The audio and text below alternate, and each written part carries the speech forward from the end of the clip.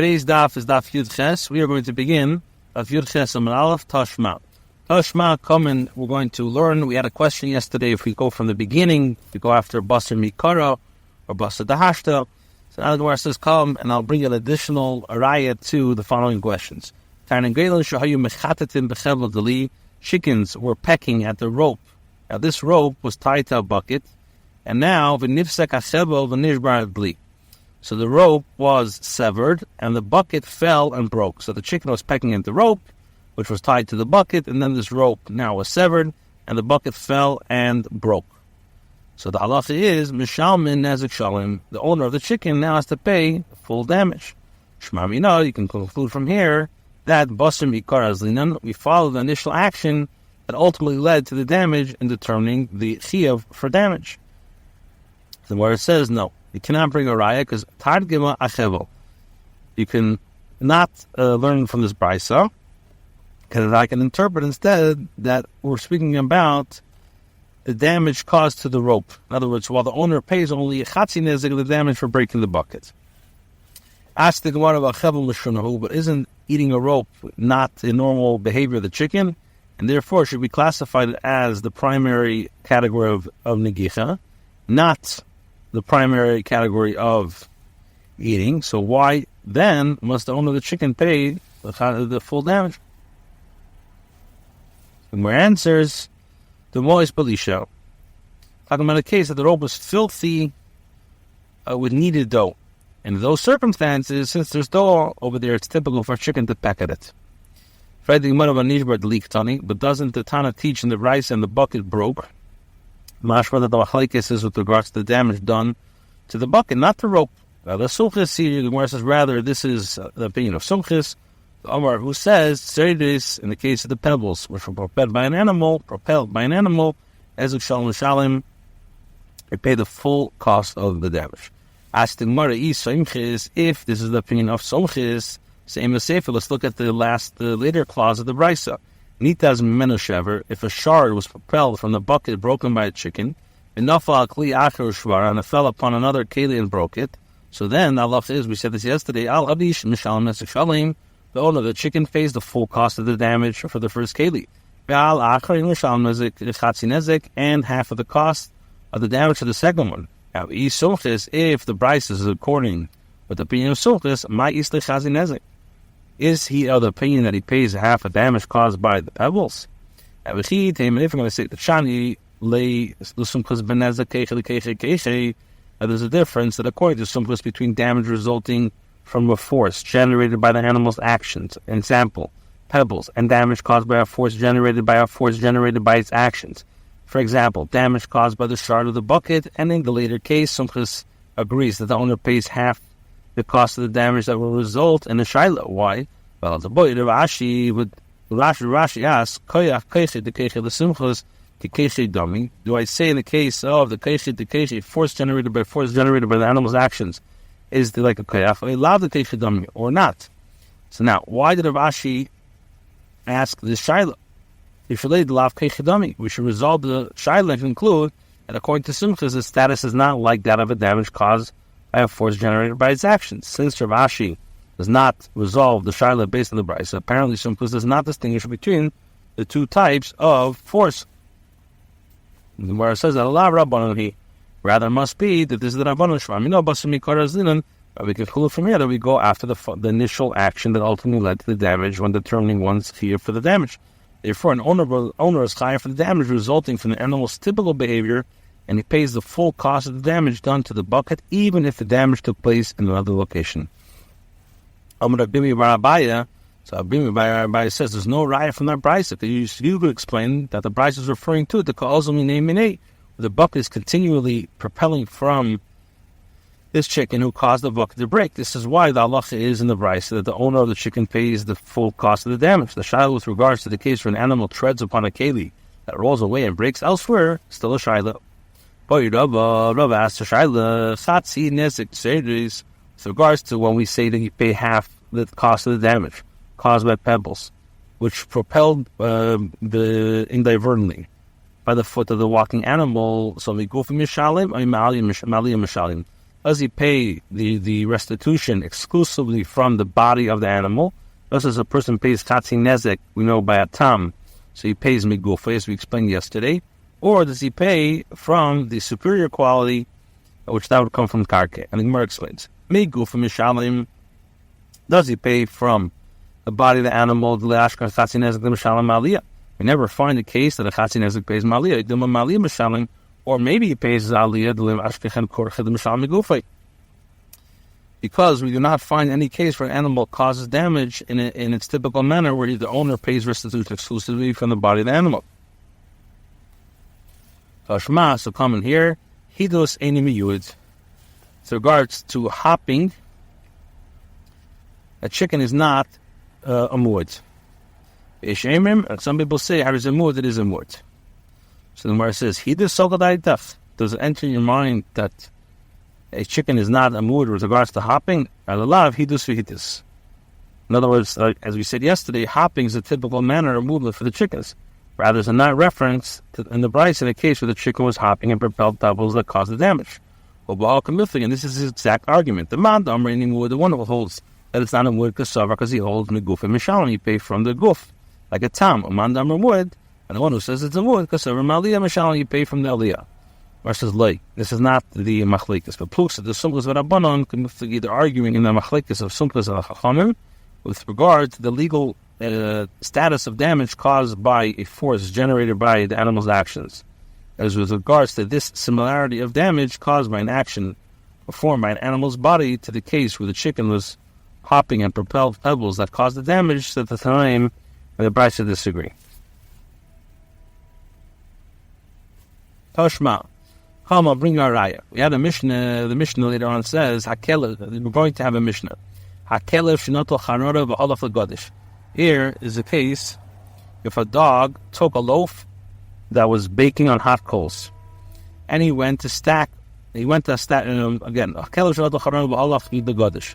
The dog now took a loaf that was baking on hot coals and went to a stack of grain to eat the loaf. The dog ate the loaf and then ignited the stack of grain with one of the coals attached to the loaf. So the halacha is the owner of the dog pays the full cost of the damage of the loaf, because this is mamash and av of shein. This is mamash shein. And he pays the damage in a chatzi nezek. Rabbi says he pays the full cost of the damage of the stack of grain as well. Now, my timer, what's the reason that the Tanna Kamma holds that the owner pays half the damage caused by the stack of grain? This is not due to the fact that this is tzeriris, as the coal fell from the loaf, held in its mouth, that ignited the grain. But Tani Allah was talking that Brysa, Mishalim Chazi Nezek Megubi. So what do we see from here? That Chazi Nezek is paid from the body of the animal, cost of the damage. Do you really understand it this way? According to that understanding, with regards to Rabbi Lazar, who's chaylik with the Tanna Kamma, and holds that the owner of the dog pays the Nezek Shalom cost to the great Nezek Shalom. Do you ever find that we pay Nezek Shalom from the guf? Rather, the Rises is talking about in the case where the dog acted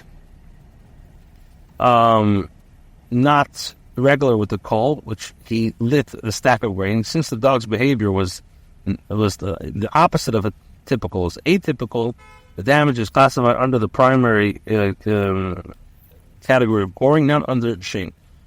But Rabbi Lazar saw that Rav Tarfon, the Omer, he said, Meshunek Keren B'chatzar Nezek, at goring in the courtyard of the Nezek Mishal, it pays a Nezek Shalom. Nevertheless, since it was a time that caused the damage, so it's paid from the body. So the Gemara says, Wallahi, this is not so. My time will come to look at Rav Tarfon. What is the reason that you interpreted the rights according to the opinion of Rav Tarfon? Mishum Nezek Shalom, is it due to the difficulty he presented? It's due to the difficulty he presented that the halacha that he pays the cost of the damage exclusively from the guf of the animal, which would not be according to Rabbi Lazar. It says that the Rabbi Lazar Savak is sumchas, Rabbi Lazar is sumchas. The Amar, he says the right is nezek shalom mishalim, and the Savak look Rabbi Yudin, he also could be the Amar tzad tamus when came in this. He holds that the aspect of the tam which dictates that the owner pays half of the cost of the damage to the body of the ox, remains intact. According to Rabbi, the owner of a muad pays a chatzi nezek from the body of the ox and half the cost of the damage from the aliyah. It's on the megufay, and this that it says megufay is that tzad tamas. It's talking about the tzad of its tam. In other words, and he pays the other half from aliyah as it would be a case of tam. Taste of muad, I'm sorry. So he says, this is in the case with tam then muad. In the case of muad mitchilase, Bishamas lay, did he really say this? Ella the Gemara says, when did Rabbi Elazar say that the owner of the dog pays full cost of the damage in a case that is similar to the propelled pebbles? It's talking about in the case where the owner of the animal was forewarned with regard to this matter. Welcome with again. They disagree at this point. Master Elazar holds that there is a forewarning with regards to repelling pebbles. Therefore, there was testimony given in Beis Din that a particular animal regularly propels pebbles in the course of its walking, and the animal is deemed a muad, and its owner pays the full cost of the damage. And the Tana holds, and the first Tana holds that there's no muad with regards to pebbles. Why? Because he holds that payment for damage caused by pebbles is paid from the goof of the animal. But in the case of Rav Asher Shaila, is there forewarning for propelling pebbles, or is there no forewarning for pebbles? Now, either there's no hadar for choice. Either Blazer and according to Blazer, Yeshua choice. Rabbi says, "Kimi boile di." I raised the shaila. I did so specifically according to the opinion. Alim the Rabbanon, the opinion of the Sumkas. Also, by the Rabbanon, because Sumkas really holds the Amrit says there's a shalom shalom. By the time my Rabbanon Chatzi Nezek, why do they hold the Chatzi Nezek? The Shani Relayid. In the case of the pebbles, the animals acted differently and was not more. The Rebbe would have time from the Kamifli. And the argument of the Machlaikis, in the case of damage caused by a tam on the property of the Nisik.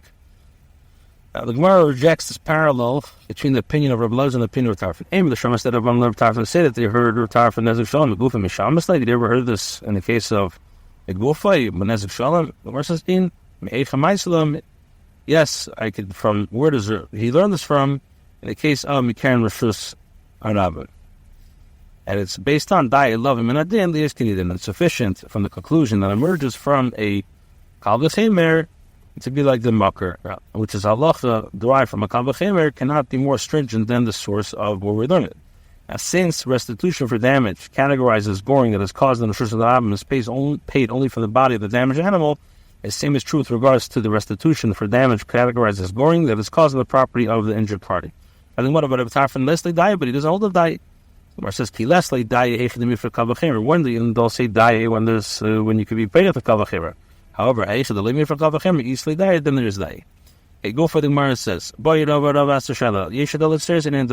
is there a forewarning for propelling pebbles so the owner would pay a full damage if it had been warned 3 times, or any adult serious or not? So the more elaborate. Do we like in the case of goring? Do we like in the case of propelled pebbles, damage that is goring? Accordingly, when a tom causes damage by propelling pebbles, its owner pays half the cost of the damage, and when it's forewarned, ox is not. I don't have told that the Karen Bagel or is it told the Karen Tashma, he does aid in wood, Hashem has in wood. It is something else, I'll hit this with this. So Mar brings it out. My love, again, the Ovid losses him. There must be there was done 3 times. About the gate. When you see Maflek, is Master Yeshidal, Master Enidal, versus late. Bechad Zimna, it's 1 time. Looks to the Subas of Bava Kamah, they're arguing in the Machlekes. Concerning the composition of damage caused by pebbles. And then where it says, Tashma Beim Shetilik Lulin Lisa. A case or animal dropped excrement onto dough and damaged it. Vida says that the owner pays him Sham as a Shalom, or over Chasnes, my love, again, double it losses in it. Must be done 3 times, and this is the Machlekes. The Master Yeshidal, Master Enidal, versus like Chazimna books the Subas of Bava Kamah, frankly, one of them Mishuna who. Here, this is a Mishuna. And since all behaviors that deviate from the norm is classified as the category of warning, the owner should be liable to pay only half the damage. Perhaps says the Tifshik Leva Alma, the cases where the animal was forced into a narrow place as an alternative for leaving itself onto the door, and therefore does not constitute a typical behavior. So Mara asks, allowed when you say that Allah is according to the Sufis. So Mar says, so I would say that since the excrement is drawn after the body of the animal, its legal status is like the damage of its body. Mashma, I don't say that. If you have a rooster that extended its head into the ear space of a glass vessel, and now it crowed, and it came in and broke with the sound waves. Remember, so if it's son of a chamer, if a horse neighed or a donkey breathed and the sound waves broke the vessel, so there are these are similar cases in the case of pebbles, and there's a machlekes in the chachamim with regard to these cases. My love, it must be that the rooster did it 3 times. And or says like again, the simple is what about him. Everything why these babies razi. It's a case where the seeds in the vessel, and therefore the rooster extended in its head, and the vessel is considered a typical behavior.